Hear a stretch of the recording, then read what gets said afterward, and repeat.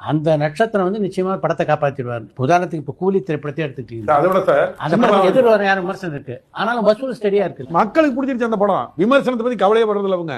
இப்ப சில பேர் என்ன பண்றாங்கன்னா, விமர்சனங்கிறது ஒரு தொழில பண்ணப்போ நான் என் தியேட்டர்ல ஏசி நல்லா இருக்கணும், பாத்ரூம் நல்லா கிளீன் பண்ணி வைக்கணும், ஷாப்ஸ் நல்லா இருக்கணும், இப்படின்னு நான் எனக்கு வசூலுக்கு என்னென்ன பாயிண்ட் பார்த்துட்டு இருக்கேன். விமர்சனங்கள் எப்படி பார்க்கறான்னு நமக்கு வியூவர்ஸ் வரணும். அதுக்கு என்ன மாதிரி விமர்சனம் பண்ணணும்?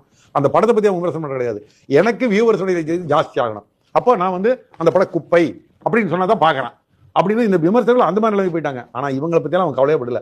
இந்த படம் அது இன்னைக்கு கூட சொல்லியிருக்கு, இந்த படம் வந்து எவ்வளவு மோசமான டாக் வந்திருக்கு எல்லாத்துக்குமே தெரியும். சும்மா எல்லா ரிவ்யூஸும் கண்டபடி பேசினாங்க. ஆனா ஃபர்ஸ்ட் 4 days மிகப்பெரிய வசூல், சாதாரண வசூல்லாம் கிடையாது. அதுங்களா அதை வந்து திங்கக்கிழமை அந்த படம் சஸ்டெயின் ஆயிருக்கு.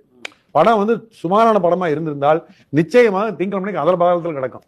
அப்படிலாம் கிடையவே கிடையாது. அதனால படங்கள் நல்லா இருந்ததுன்னா ஜனங்க வந்து யாருடைய விமர்சனத்தை பத்தி கவலைப்படுறது கிடையாது.